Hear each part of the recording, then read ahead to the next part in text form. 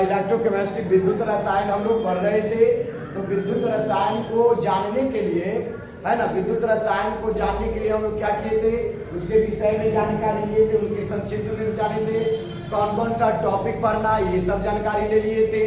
ठीक है, अगर आगे हम लोग हम लोग देखते हैं तो हम लोग क्या क्या देख चुके हैं, विद्युत अपघटन देख चुके हैं, विद्युत अनअपघटन देख चुके हैं, विद्युत रासायनिक सेल देख चुके हैं, सेल देख चुके हैं, उसके बाद विद्युत धारा देख चुके हैं, प्रतिरोध देख चुके हैं। तो सभी प्रकार से हम लोग देख चुके हैं।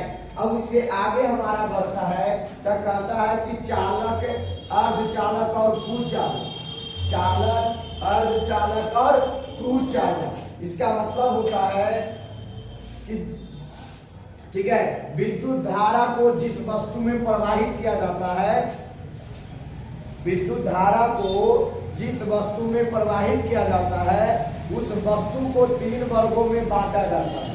कितने वर्गों में बांटा जाता है?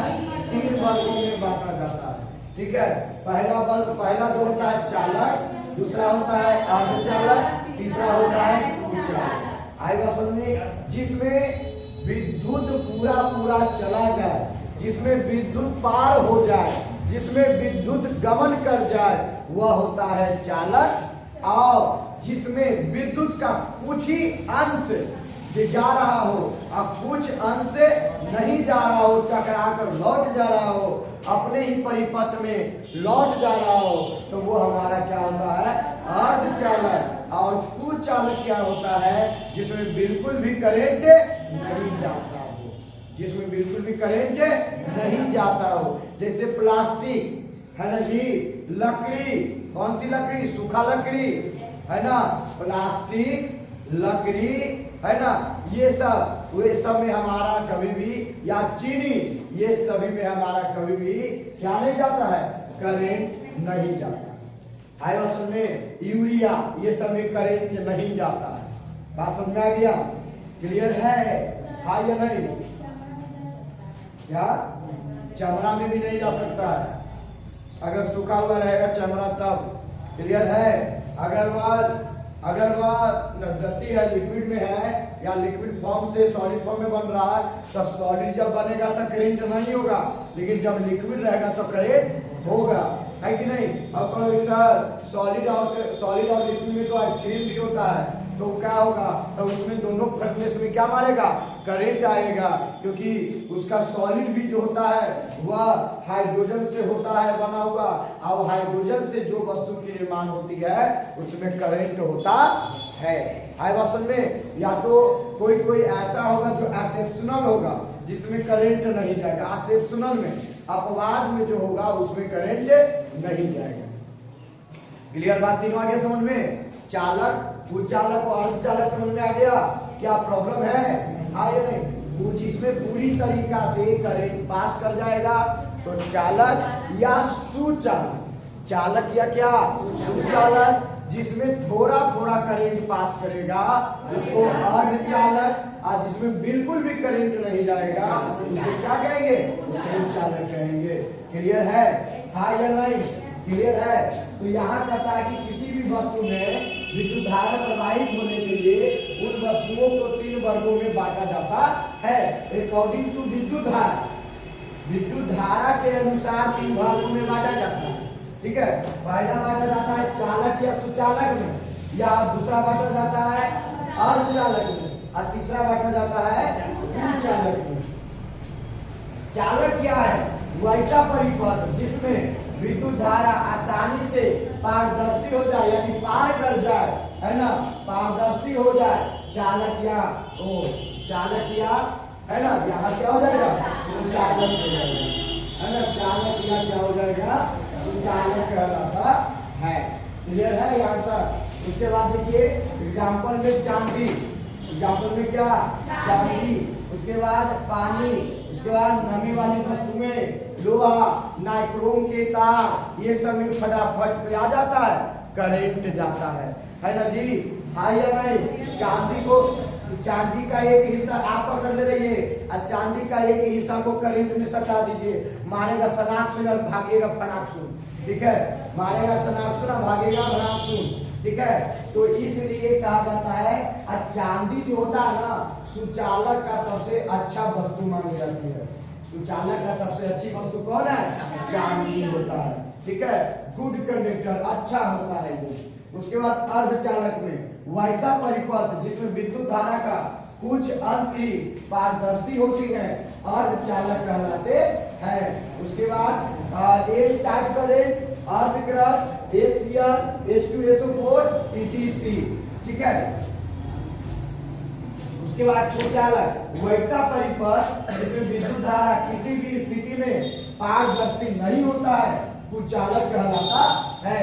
जैसे लकड़ी, क्वार्ट्ज ग्लास, कैल्शियम, है ना, चीनी भी हो जाएगा, यूरिया भी हो जाएगा। तो ये सभी क्या हो गया हमारा? कुचालक हो गया। ओके, क्या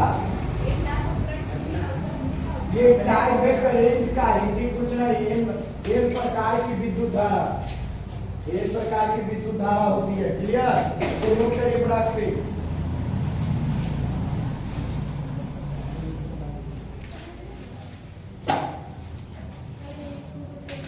नोट करिए फटाक से।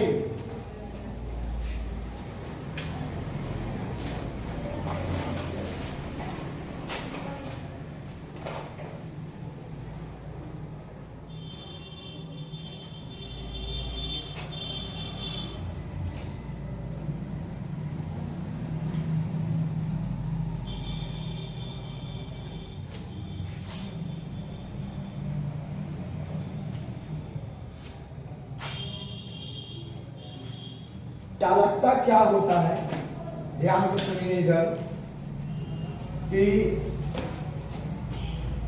मतलब नहीं रुकना चाहिए।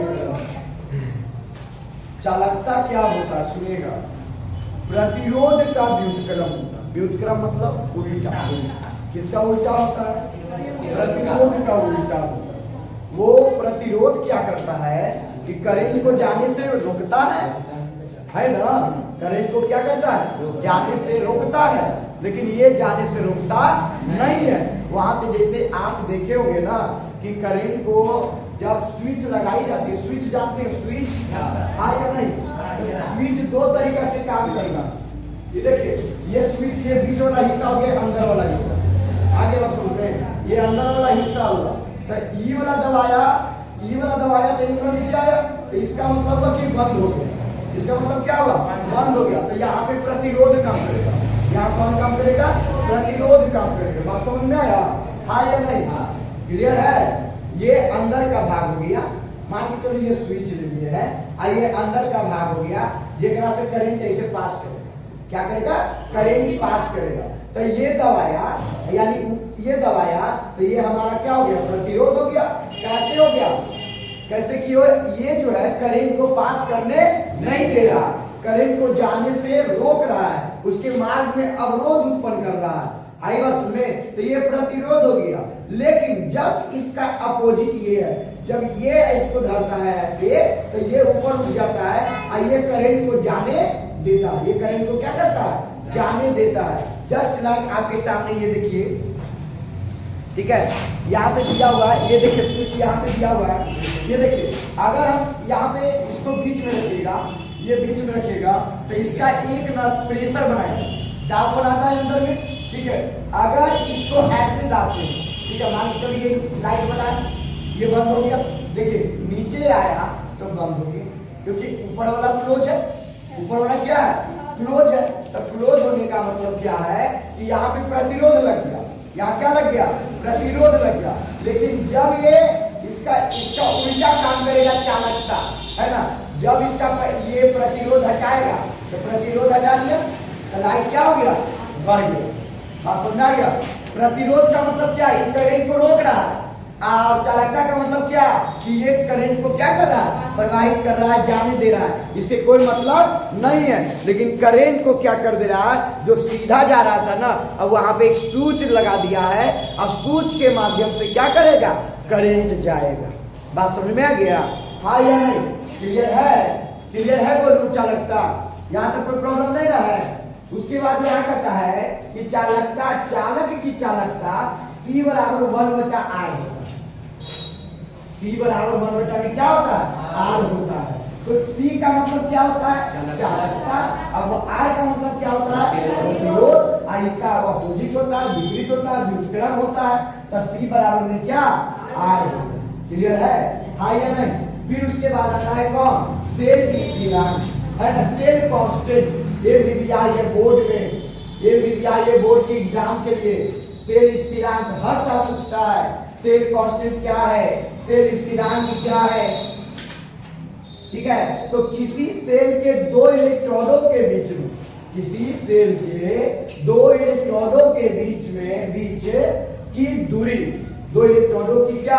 बीच की दूरी तथा इलेक्ट्रॉनों के अनुप्रस्थ काट का क्षेत्रफल, है ना, और के क्षेत्रफल का अनुपात स्थिरांक से स्थिरांक कहलाता है। तो मान देखिए यहाँ पे ध्यान दीजिए, ये मान के चलिए यह एक प्रकार से अभी एक्सपेरिमेंटल ट्यूब है, या एक प्रकार से क्या है? एक्सपेरिमेंटल ट्यूब है। इस पर एक्सपेरिमेंट होगा। अब एक साइड में इसका जो है ये प्लस हो गया और एक साइड में इसका क्या हो गया? माइनस हो गया। दो इलेक्ट्रॉन बोल रहा है ना जी, कितना इलेक्ट्रॉन बोल रहा है? दो इलेक्ट्रॉन बोल रहा है। तो दो इलेक्ट्रॉन मैंने लगा दिया, एक प्लस का इलेक्ट्रॉन है, क्या लगा दिया? माइनस का इलेक्ट्रॉन। क्लियर है? दो इलेक्ट्रॉन लगा दिया, एक प्लस का एक माइनस का। तो दो इलेक्ट्रॉन की बीच की दूरी, यानी ये बीच हो गया, अरे यही ना बीच हुआ रे। बोलबे नहीं करेगा ये सब, मुंह में तो सब कोई कान कुछ लेकर आता है, समझ नहीं आता है। नहीं समझ में आ रहा? क्लियर बोलो ना कि नहीं आ रहा? ये देखो, ये नेगेटिव, ये पॉजिटिव, ये दो प्रकार के इलेक्ट्रॉन ले लिया, ठीक है। अब दो प्रकार से इलेक्ट्रॉन लिया, अब प्लस और माइनस के बीच में कुछ तो दूरी है, नहीं? तो कुछ दूरी, यही दूरी इसका क्या कहलाएगा? यही इसका दूरी जो है ना, इसको फाइंड करेगा, इसका क्षेत्रफल निकालेगा। इसका क्या निकालेगा? क्षेत्रफल। और जब क्षेत्रफल ये दोनों का जो वैल्यू आएगा, यानी प्लस और माइनस का और उसके क्षेत्रफल का, तीनों का जो वैल्यू आएगा और एक दूसरे का अनुपात हो जाएगा, तो वो हमारा क्या कहलाएगा? बात समझ में आया? आई या नहीं आई? बात समझ में? घर में जाना, दो वायर लेना, एक वायर लेना थोड़ा डिस्टेंस पर और एक वायर लेना थोड़ा लॉन्ग लेना। लॉन्ग पर लेने का मतलब क्या है कि एक वायर को क्या करना कि बगल से ही बल्ब जला लेना। नहीं आया समझ में? चलो देखो यहाँ पे ये दो प्रकार की क्या, दो प्रकार के इलेक्ट्रॉन है। मान के चलो ये दो प्रकार के वायर इलेक्ट्रॉन है, ठीक है। दोनों की दूरी एक समान है, हाँ या नहीं? अगर दोनों को जोड़ दिए, क्लियर, ये दोनों जुटल है और ये भाग जो है ना, एकरा पर एक खड़ा है, ये भाग ऐसे क्या है? खड़ा है। अरे खड़ा हो गया, ठीक है। मान के चलो ये खड़ा, ये दोनों अलग अलग था, ये ए और ये बी था, दो इलेक्ट्रॉन था, ये था, ये दोनों पर ये खड़ा। तो नीचे वाला एरिया लेगा इलेक्ट्रॉन वाला, हाँ या नहीं? तो ये वाला एरिया और जो लिया उसको छोड़कर जो एरिया लिया, तो ये बचा है ऊपर वाला एरिया, ये एरिया बचा है। तो बचा हुआ एरिया और ये दोनों के बीच की दूरी का जब दोनों का अनुपात आएगा, एक दूसरे का रेशियो होगा, एक दूसरे का भागा हो जाएगा, एक दूसरे को काटने लगेगा, तब वहां पे हमारा क्या कहलाएगा? सेल स्थिरांक कहलाएगा, सेल कांस्टेंट कहलाएगा। बात समझ में आया? हाँ या ना? क्लियर है? ठीक है। अब उसके बाद हमारा आता है कौन सा, ठीक है, कि इसे प्रायः एक्स से सूचित किया जाता है। ओके। अब इसके बाद आयनिक या विद्युत अपघटन के बीच की चालकता क्या है, या आयन के बीच में, ठीक है। तो आयन के बीच में कर रहा है, इसका मतलब आयन जुटेगा तब इलेक्ट्रिसिटी तैयार करेगा। सिंपल सी बात है, आयन जुटेगा तो क्या तैयार करेगा? इलेक्ट्रिसिटी तैयार करेगा, करंट तैयार करेगा ना जी। अगर आयन नहीं जुटेगा, आयन ब्रेक नहीं करेंगे, तो क्या एनर्जी वो निकालेगा? नहीं निकालेगा। करंट निकालेगा? नहीं निकालेगा। आखिर करंट हम लोग के पास ही जो आ रहा है, आयन को ब्रेक किया गया होगा तभी ना आ रहा है। अगर आयन को ब्रेक नहीं करता था, क्या ये इलेक्ट्रॉन प्रवाह होते? ये चलते इधर उधर नहीं ना चलते जी, क्योंकि इलेक्ट्रॉन किस अवस्था में होता है? मुक्त अवस्था में होता है। इसे किसी से कोई मतलब नहीं है, इसको जो उठा के लेके चल देगा ना, उधर ये चल देगा इलेक्ट्रॉन। तो इसको इलेक्ट्रॉन को क्या करने के लिए किसी दूसरे चीज में प्रवाहित करने के लिए आयन को ब्रेक करना पड़ेगा, हाँ या नहीं? अगर हमको हम एक पिज्जा लाए, सुनो इधर, एक पिज्जा लाए, 7-10 को लड़का नहीं यहाँ पे, तो हमको 10 में बांटना है। हमें क्या करना है? 10 में बांटना। तब पिज्जा समझ लो आयन है। पिज्जा क्या है? आयन है। तो वह पिज्जा को हम 10 टुकड़ों में काट कर सबको दे दिए, तो आयन को ही तोड़ कर सबको दे दिए, है कि नहीं जी? तो जिसके पास आयन गया वो करंट दिया, और जिसके पास आयन गया ही नहीं वो करंट नहीं दिया। बात समझ में आ गया? हाँ या नहीं? तो इसका मतलब ये होता है कि जब आयन टूटेगा, जब आयन टूटेगा तब हमको क्या देगी? ऊर्जा देगी, एनर्जी देगी, करंट देगा, हाँ या नहीं? अब करंट आएगा तो एनर्जी आएगा। क्लियर है? हाँ या नहीं? तो ये हमारा कौन करता है? आयनिक या विद्युत अपघटन। अपघटन का मतलब अपघटन कर देना, रसायनों का अपघटन हो जाना। क्लियर है? उसे अति कर देना, विद्युत कर देना, तोड़ देना। आयन का मतलब या अपघटन का मतलब होता है रसायनों को तोड़ देना, और तोड़कर उसे छोटे छोटे टुकड़ों में इलेक्ट्रॉन से प्राप्त करना, और प्राप्त करके एक प्रकार की एनर्जी देना। क्लियर है? हाँ या ना? ओके। इसके बाद एसआई मात्रक किसका? ओम इनवर्स या सीमेंस होता है। इसका एसआई मात्रक ओम इनवर्स या सीमेंस होता है। क्लियर है? यहाँ तक बोलो। सीमेंस क्या होता है? सीमेंस एक प्रकार का आयनिक अपघटन की चालकता का क्या होता है? यूनिट होता है, जिसमें मापा जाता है। ठीक है? आयनिक विद्युत चालकता को अपघटन, मान के चलिए 10 दे दिया, तो 10 यहाँ पे 10 यूनिट इनवर्स दे दिया, तो यहाँ पे सीमेंस लगा देगा। सीमेंस लगा दिया ना, तो इससे ये पकड़ लेना है कि क्या देने है? आयनिक या विद्युत अपघटन की चालकता देने, है ना? यह एक प्रकार से यूनिट होती है जिसमें मापा जाता है किसको? आयनिक या विद्युत अपघटन को। जैसे लाइट को प्रकाश वर्ष में मापते हैं ना जी। अरे लाइट को, लाइट जो हमारे पास आती है उसे प्रकाश वर्ष में मापते हैं, है कि नहीं? तो वही चीज होता है, हर चीज की एक यूनिट होती है। समय का यूनिट क्या होता है? सेकेंड होता है। मास का यूनिट क्या होता है? केजी होता है ना? केजी का यूनिट क्या होता है? ग्राम होता है। हर चीज का एक यूनिट है जिसे उसमें मापा जाएगा उसको। तो इसका भी क्या है? ये यूनिट है। ऐसा का मतलब क्या? इंटरनेशनल, है ना? इंटरनेशनल यूनिट है ये, है ना? इंटरनेशनल सिस्टम का ये यूनिट है। यानी कि यहाँ पे भी सीमेंस से पढ़ना है, और जापान में भी सीमेंस से पढ़ना है, टोक्यो में भी सीमेंस से पढ़ना है, और भूटान में भी सीमेंस से पढ़ना है। आएगा समझ में? कोई भी देश में चल जाइए, इसके विषय में सीमेंस से ही पढ़ना है। बात समझ में आ गया? हाँ या ना? क्लियर है? चलिए आगे देखिए, टाइम खत्म हो गया।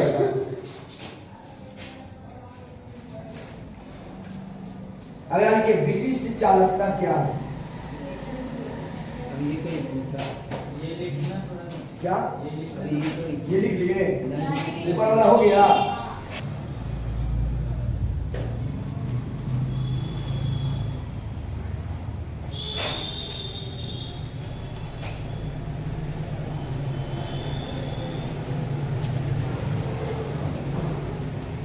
हो गया?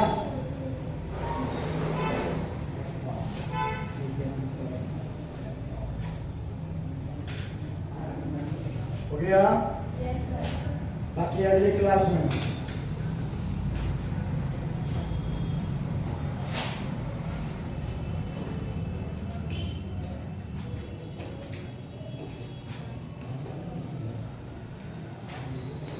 छह पार्ट में ये खत्म हो जाएगा। 6 से 7 पार्ट में